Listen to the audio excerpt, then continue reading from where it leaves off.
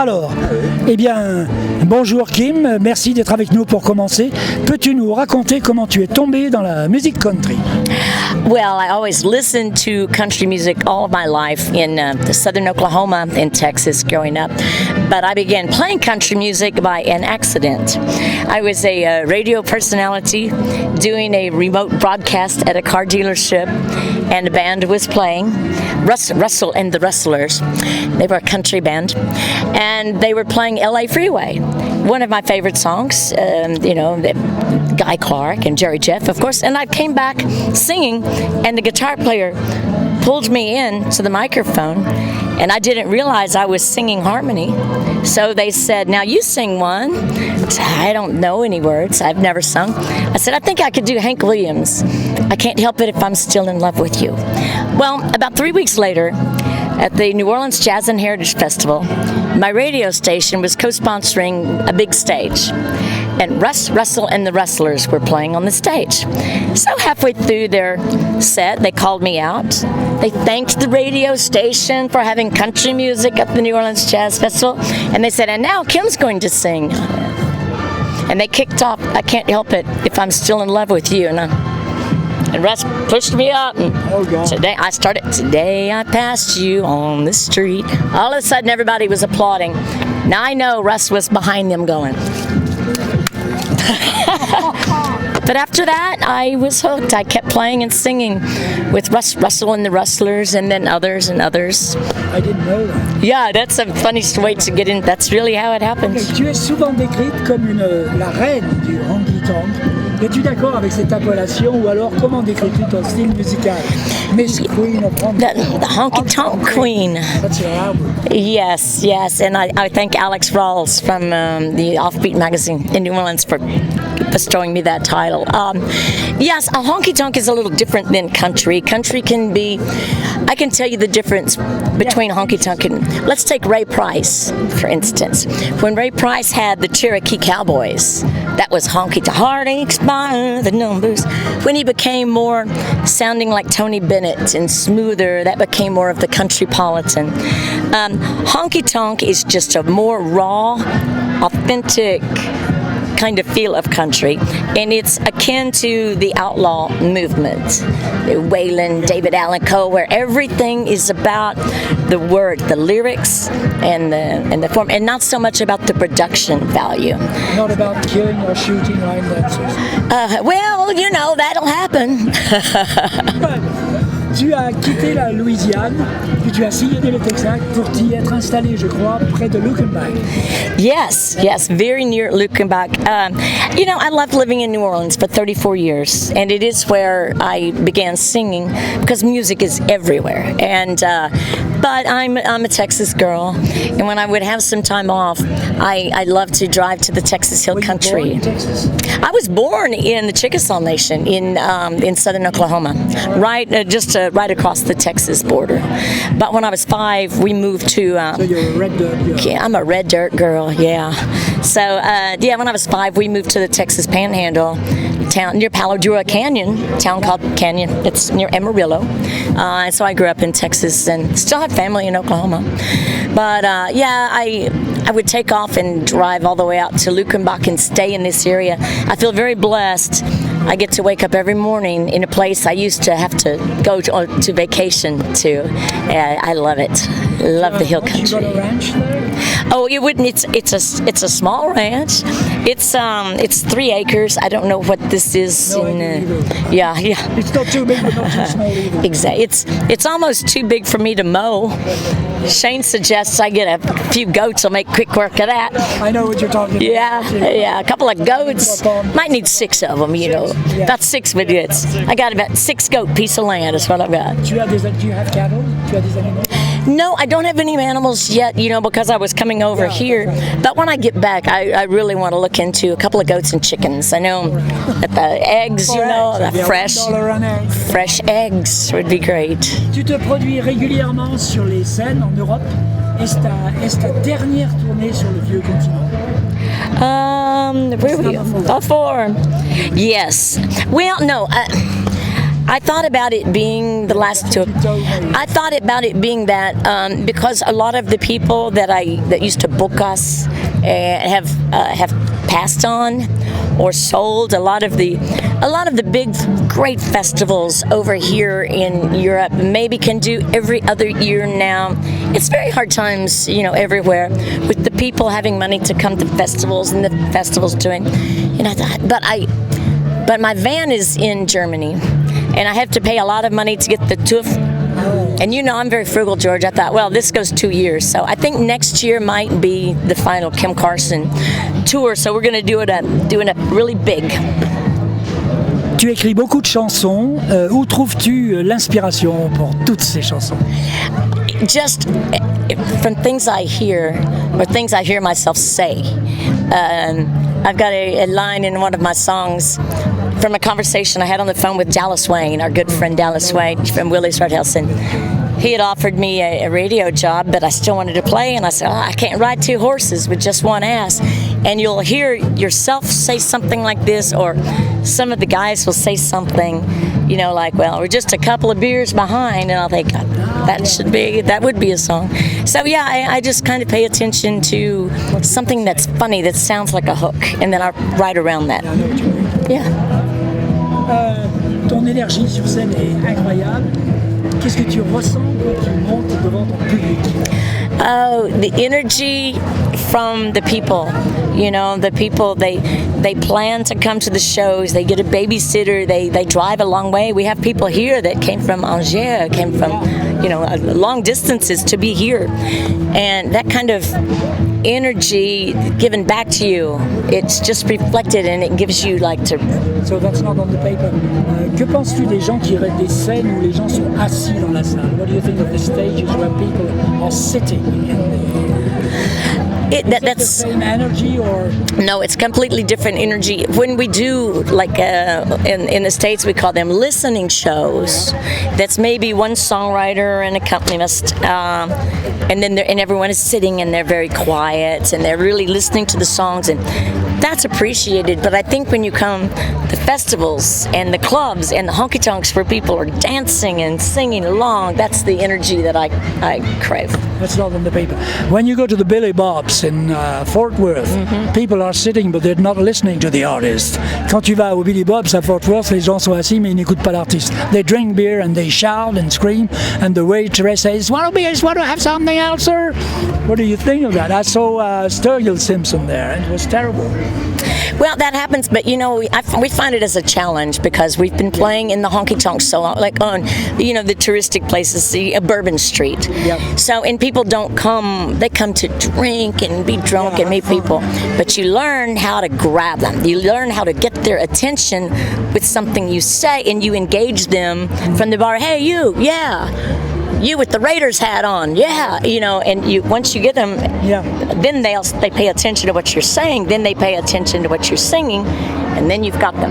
J'ai eu cette conversation avec Guy Clark. I had this conversation with the late Guy Clark, and he said it was very terrible for a songwriter.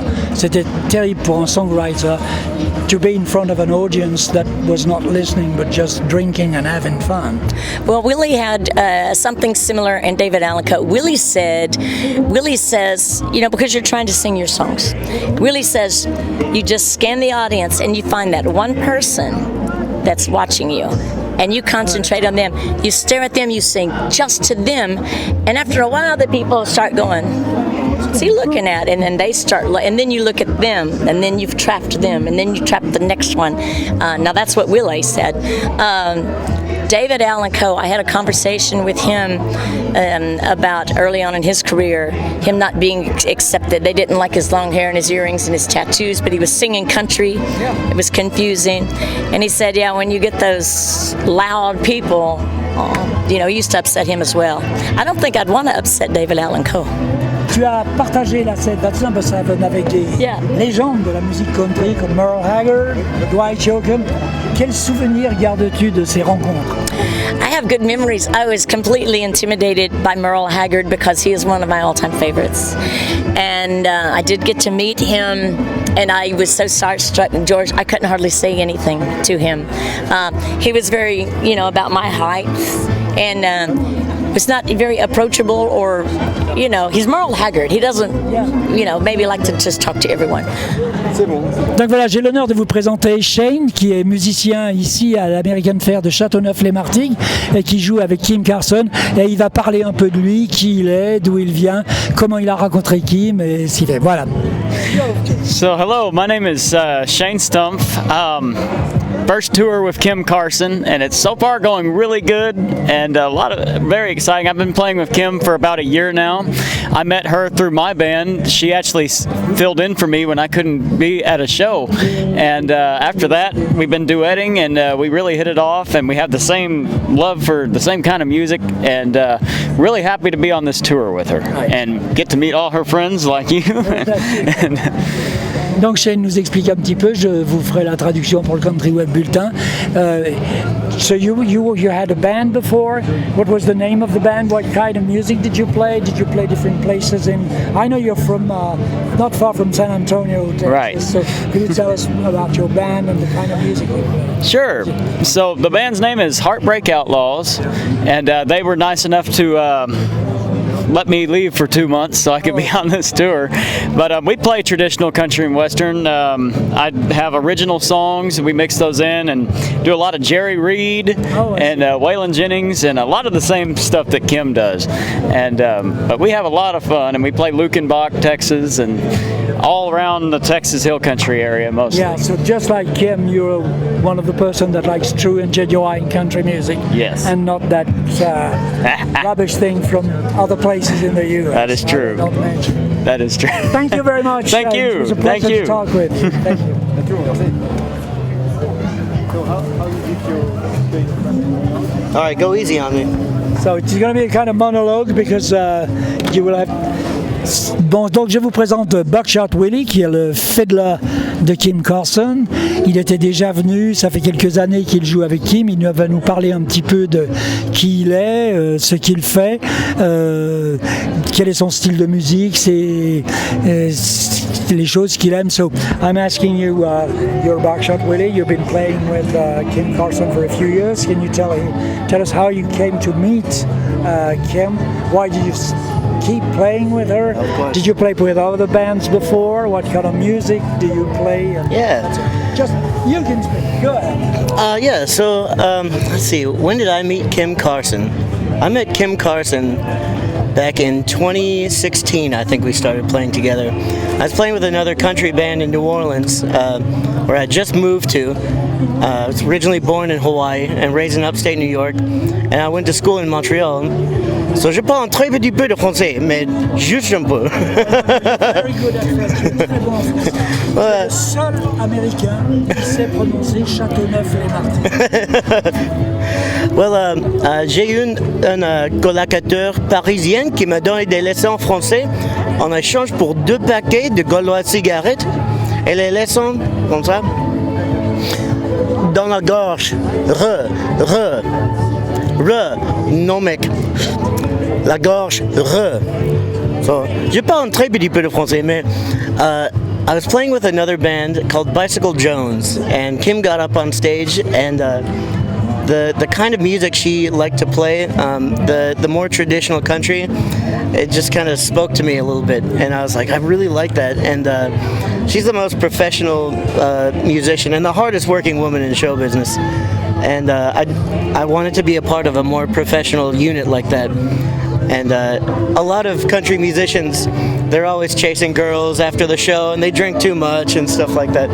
So it was, especially drummers. So I've been playing with Kim since 2016. We've been touring internationally since 2017 together, and I think this is my second time here in Chateauneuf-les-Martigues, if I'm pronouncing it correctly. Yeah, and I was fortunate enough. She let me release my very first album in Europe back in 2018.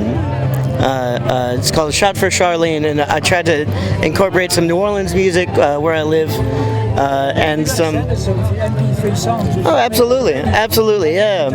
Yeah, I have this one song that I wrote for my grandfather. He was a saxophone player. He never made it to New Orleans, but he always wanted to go.